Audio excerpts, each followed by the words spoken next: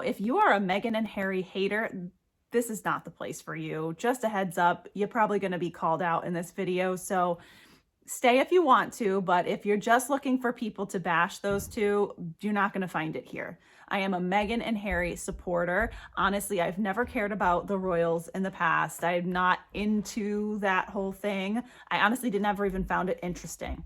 But when these two, their stories started to come out, not in the early days, but recently with the Netflix documentary and with the book Spare that has recently come out and been doing very well. I haven't read the book yet, but I did see the documentary or the docuseries. I'm going to order the book so that I can read it. But this latest news that has come out has made me a little bit more aware of the social media reaction to Harry and Meghan. And I'm honestly really quite disturbed by the hate and the criticism. I mean, it is just persistent hate and criticism from so many prominent people. And they're people that I have respected for a long time, people that I have followed on social media for a long time, whom I align with on a number of issues. And now they're coming out and they are so critical of these two. And I can't help but to feel like that is an indirect criticism of me because I have made similar decisions in my life. And again, I'm not a royal, I'm not famous. My issues are not, out on the public stage, global stage for people to analyze.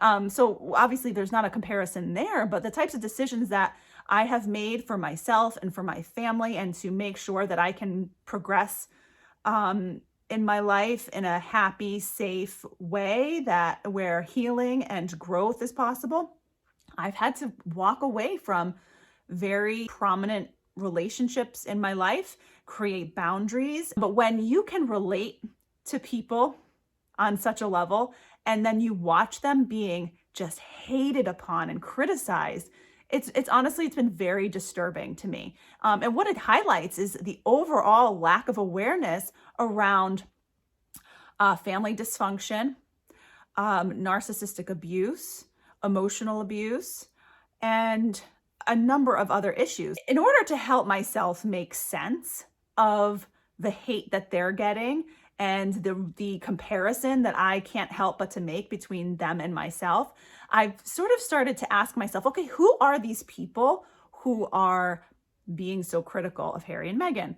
Like these people that I've respected so much, like I agree with them on so many issues, on so many topics, take their advice on certain things. But then there's this issue, this topic that is so, I have such a strong opposition to them that I have to try to make sense of that in my mind. So what I did was I took a pencil and a piece of paper and I wrote down who are the types of people that are spewing hate on social media. Who are the people who can find it in themselves to just judge and criticize and bring down people that they don't even know, mind you.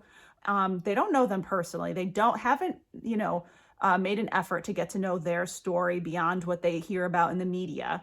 And so I wanted to try to figure out for myself, rationalize for myself, who are these people who can be so hateful, right? And I've put it into 5 different buckets, okay? So I'm gonna read them off for you here. So if you are a Meghan and Harry hater, 1, you don't have firsthand experience with family dysfunction and narcissistic abuse, and you allow your ignorance to drive how you judge and perhaps emotionally abuse others. Or 2, you're a narcissist yourself. Or 3, you've enabled the type of family dysfunction and abuse we see from the royal family and the media that support it.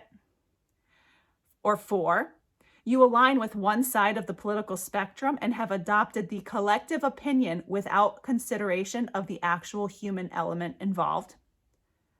Or 5, you have a general distaste for people telling their stories because it highlights the possibility of stories being told about you.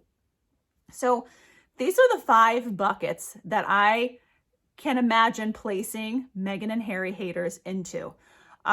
If you have experienced emotional abuse, narcissistic abuse, family dysfunction yourself, there's no possible way. Okay, there is a possible way.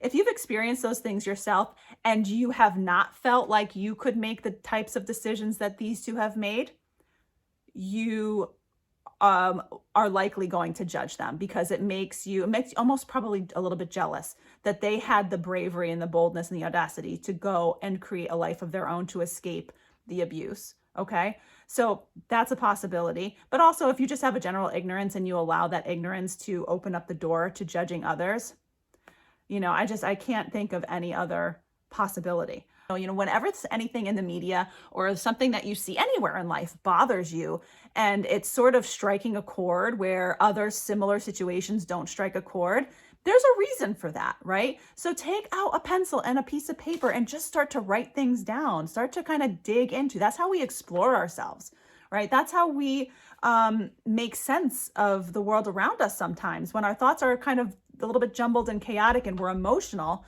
it's hard to kind of just cognitively come to informed conclusions, but there's just power in putting something in your hand and taking a piece of paper and writing, right? It calms the thoughts and helps us figure out what's really going on, right? And, I don't have any personal connection to these two. And again, their issues are on a level that I don't assume I will ever experience in my life. Right. But it doesn't matter, because they're still people. They go home at night, they take care of their kids, they eat meals and go to the bathroom and take showers and live a life behind closed doors as humans. Right. And so we're all humans. And just because our issues aren't on a global public stage doesn't mean that we can't relate and have compassion for what's going on and be able to identify where abuse on top of abuse is happening to these people. So I just wanted to speak up, because there's just so much negativity thrown toward these people that if we have something positive to say and we can be in their court, as small a platform as I have at this point, I'm going to do it. So Meghan and Harry, if you ever see this, just know that you've got my support. And I know that you have the support of a number of other people out there, but sometimes the negative voices are the loudest voices. And whether you're Harry or Meghan, or you're just, regular everyday person like me, that's an important point to remember, is that the negative voices, the negative thoughts always tend to be louder and more pervasive. And so we have to be really disciplined in our ability to quiet those voices and with intention and effort, bring our focus to more positive, productive thoughts. And it's not always easy, but it is possible. So that's my message for you today. If you see something in social media or you see public conversation happening, don't hesitate to put your thoughts out there. And if you see somebody being really treated poorly, we always have an opportunity to step up and stick up for them. So I'm sure they'll never see this video, but there's a message in it for you guys too, and for myself. So there you have it. I will catch you in tomorrow's vlog. Take care.